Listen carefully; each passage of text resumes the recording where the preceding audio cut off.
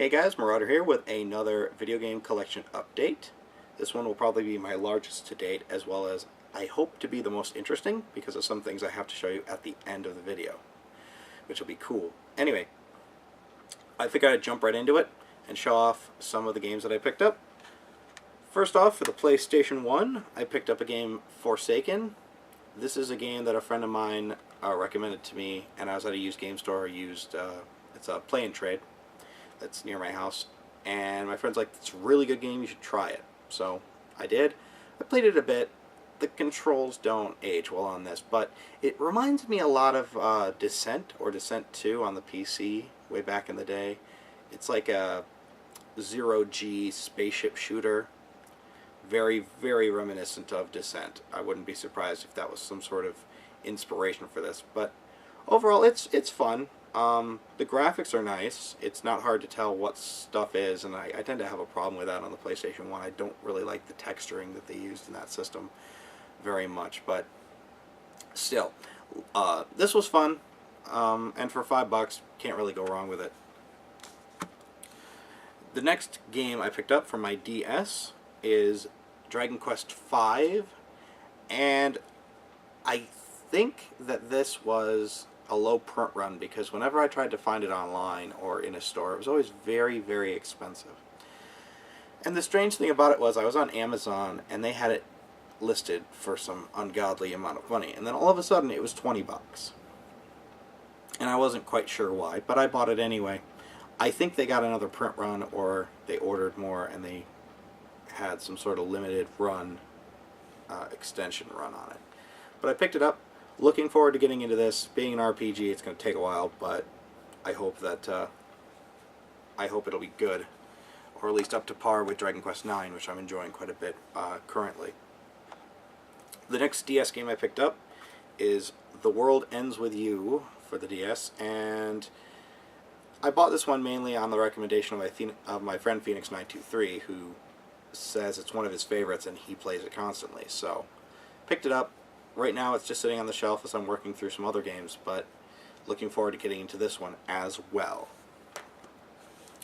For the 3DS, I picked up two games recently. One of them is BlazBlue Calamity Trigger. What is this? BlazBlue Continuum Shift, and this is basically a port of the one that was on 360. I love the one on 360. And Best Buy had this on sale day one for $25, marked down from $40. And being a fan of the series, of course, I had to jump on it. The game is really good. I'm enjoying it. It's a solid fighter. It has all of the DLC and additional characters and content that the console versions have. It's just now on a handheld. The sprite work looks great. The graphics are very nice and fluid. The animations are solid. My only complaint really about this is twofold. One is you have to use the D-pad, which I personally don't have a problem with in fighters. I tend to want to use the D-pad, but the position of the D-pad on the 3DS is not ideal, and eventually your hand just starts to cramp up, so I can't play this for long stretches of time like I'd like to. The other thing that I kind of dislike about the game is the 3D effect really isn't there, given the fact that the game is not a 3D game. It's a 2D based side-scrolling sprite game, so there's not much you can do, and yeah, you can turn it off, and I actually play with it off. But, you know, still, solid fighting game, a lot of fun, and for the price I paid for it, worth every penny. The next game that I picked up for my 3DS is, of course, The Legend of Zelda Ocarina of Time 3D, and basically, I bought it just to get that CD. If you purchased the game on release day and registered it with Nintendo, or Club Nintendo, you would get a limited edition 50-track soundtrack CD. And I wanted that CD so bad. I've played the game on the 64 way back when and loved it to death. Played it all the way through. Just loved every minute of it. It's been about 10 years since I played it last. And so when I bought this, I was really kind of just expecting to throw it on the shelf and kind of forget about it. But I popped it in just for nostalgia's sake, and I tell you, I am loving it. They fixed the frame rate. They updated the graphics. The only thing that I don't really care for is the 3D effect is terrible in this game. I know a lot of people and a lot of websites will say, no, it's fantastic. It's really not. I get a lot of ghosting on some images, and there's a lot of like fogging that happens. It just looks terrible. Even when I find the sweet spot, which in every other 3D game I have never had a problem like this, but this one for some reason just upsets me. The other thing that upsets me now that I think about it is the game does not have a manual. Like, here's the manual, but it's not a book. It's like one of those fold-out poster-like things, and I don't know. Well, I don't know what I was expecting, but I certainly wasn't expecting something to be folded up like this. I was expecting more of a solid, like an actual manual, especially for a Zelda game. So that was a little disappointing, but you don't really have to look in it at all, so it's not really a complaint, I suppose. Anyway, moving on. For the Nintendo GameCube, I picked up Custom Robo. This was a game that, again, my friend Phoenix923, we were at Play and Trade, and he said, you have to play this, this is great.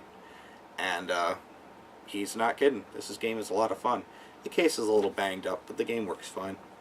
And it's complete, so very happy to have this.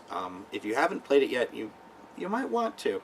The GameCube had a lot of really interesting kind of niche titles on it, I'm finding, and this is one of them. This is a lot of fun, especially in multiplayer. So highly recommend that game. For my Xbox 360, I picked up a copy of Fear 1, First Encounter Assault Recon. There's a reason for that, which I'll get to in a bit.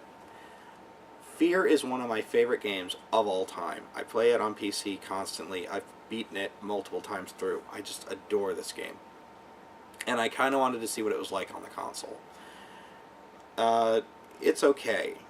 They didn't make a lot of changes to the aiming system. In console first-person shooters, they tend to do what's called assist aiming or auto-aiming. If you want a good example of that, go back and play GoldenEye on the N64, and you'll see the gun kind of like coast over to the target as you're shooting, just so it hits them. Which, obviously, without having the precision of a mouse, you kind of have to do. But they didn't do that in this game, and it shows just how superior a mouse and keyboard setup is for a shooter.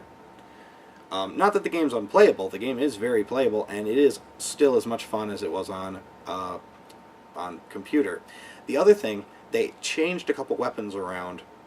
There's one additional weapon that I have not seen in the PC version, which is like 2 auto pistols, and those are actually really good, and I end up carrying them through most of the game.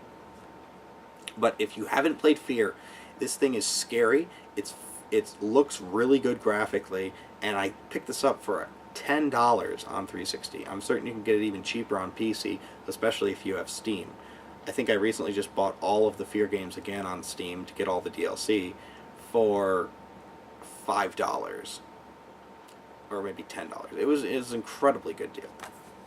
So, highly recommend this game. One of my personal top 10 favorite games of all time. Try it if you haven't. Cannot recommend that enough. And then I also picked up for my 360 LA Noire. Best Buy had this on sale, so working at another store kind of like a Best Buy, I price matched it as well as used my discount to get it a little bit cheaper. I was really interested in this game when I saw the trailers for it and just what it was going to be. I'm drawn towards games with a really good story sometimes when I really want to get, into a game. Shenmue 1 and 2 on the Dreamcast were the same way. I really enjoyed those games for its story, and kind of sad Shenmue 3 will never see the light of day now that I think about it. Oh well. Anyway, LA Noire, I have not tried this yet. I'm trying to complete some other games that I bought recently before I dig into this. But one thing I want to show that I really like about this game is the way that the discs are laid out is, move the receipt, is they have, it's on 3 DVDs on the 360, and they put it like that in the case. They have 2 on a little tray, and then they have one in the back. That is the way it is supposed to be, and it fits perfectly fine. You look at a game like Final Fantasy 13 that's on 3-disc, and instead of putting them like this game did, in a little tray and everybody has a spot, they stack them on top of each other. I can't stand that when companies do that. Or Lost Odyssey on the 360, which had the games stacked, and then the 4th disc was in a paper sleeve shoved in the side. No, do it like this game does. Fit them in there. It's possible. Or just make the case bigger. We didn't have a problem with it on the PlayStation 1, and we didn't have a problem with it, and I don't think we'll have a problem with it now. If you need more room, just make the case slightly bigger. Make it a little bit thicker. It's alright. Nobody will mind. I know it's probably a cost-cutting measure, but still. Okay, for the PC, I recently picked up, and I'll go through this one because I already kind of did a video for this one, is the Duke Nukem Balls of Steel edition. I already went through this on an unboxing video, so I won't talk about it too much. Needless to say that all of the reviewers that are reviewing this game and giving it a low score are totally off base and do not understand what this game is. This game, let's throw away that it's 14 years in development. Let's throw away that it's antiquated and the graphics are antiquated. Okay, they are. You have a point there. I think the graphics are adequate, and I actually don't think they look that bad at all. So, whatever. But in terms of actual gameplay, this game is a blast. It's hilarious. I'm having loads of fun with it. Apparently, people don't understand what Duke Nukem is. Duke Nukem is not a highbrow, modern warfare, Call of Duty, Battlefield-style shooter. It's just not. What it is a fun game that just pokes fun at every other game. It's, so when all these people complain about being able to only hold 2 weapons, complaining about not having a health bar, about having a rechargeable health, where the shooting doesn't feel quite as solid. Okay, yeah, you have some points there, I suppose, but to give this a 5, this deserves, this deserves a 7.5, maybe an 8. I'm not saying it's perfect, I'm not saying it deserves a 10. That's not what I'm saying. But it's a solid game that's loads of fun if you're in the right mood, and I think a lot of people expected too much from this game and villainized it because it didn't match their expectations, which at this point must be astronomically high, because I personally love this game. It's a lot of fun, and I don't regret this purchase in the slightest. And if you have any interest in it, I say pick it up. Wait for the price to drop if you really must, but really, it's really fun, really adult. I mean, it earns its M rating, but still, highly recommend that. Okay, so on the PC, we'll move on to next, I picked up 2 games. I picked up Fear 2, Project Origin, for the PC. I already had this on Steam, but I kind of wanted a physical copy. And I received it actually for free as a pre-order bonus for pre-ordering Fear 3 at GameStop. And if you've ever played the Fear series, everything's connected. Everything, the storylines all go, you have to know what happens before to appreciate what's happening in the most current games. So, I wanted to play and beat this game before I played this game. And the problem was they weren't going to give me this until I came to pick up the 3rd game. So, of course, I purchased it on Steam and played it through in about 3 days and beat it, just to get myself ready for Fear 3. I just recently beat Fear 3 through as Point Man. You have to play it again as Paxton Fennell, the villain of the series, to really get both endings and, I guess, understand it all. But Fear 1, like I said, is one of my favorite games of all time. Fear 2 is okay. It's not as scary, but it's a solid shooter. My biggest complaint about Fear 2 is when I got it, it did not have the CD activation code in the box. I contacted Warner Brothers, and I couldn't get them to talk to me. I was on hold with their customer support for hours. And so I called GameStop, and they said that nobody who pre-ordered the PC version and got this copy had an activation code and that Warner Brothers was going to contact them with activation codes. So I had to wait quite a while to get my code, but it does work. I'm really happy. Really great game. So if you're interested at all to play Fear, play the first one, then the second one, then the third one, of course. But don't try to jump into the second one or third one because you won't understand it. It's got the whole series has a really good story, and that's surprising for a shooter. Fear 3, like I said, more of the same. The one thing that they did in this game that I really, really liked was you can have a cover system now. In Fear 1, you could lean around corners. In Fear 2, you couldn't lean around corners at all. But in Fear 3, they kind of found a happy medium where you press the Q button to get behind cover, and then you can pop out and shoot people or lean around the cover. And it works. It works really well, so I think it's a fair trade-off. What I've played of this game so far, and like I said, I've beaten it through as Point Man, it's a solid shooter. It's got some really creepy moments. The atmosphere is good. It's, again, not as scary as Fear 1 was, but I still think that it is a really good game. I really enjoy it. Highly recommend it. Okay, now moving on to some of the cooler things. GameStop has this thing where if you use your Pro member card, you get points, and then you can go on their website and get stuff.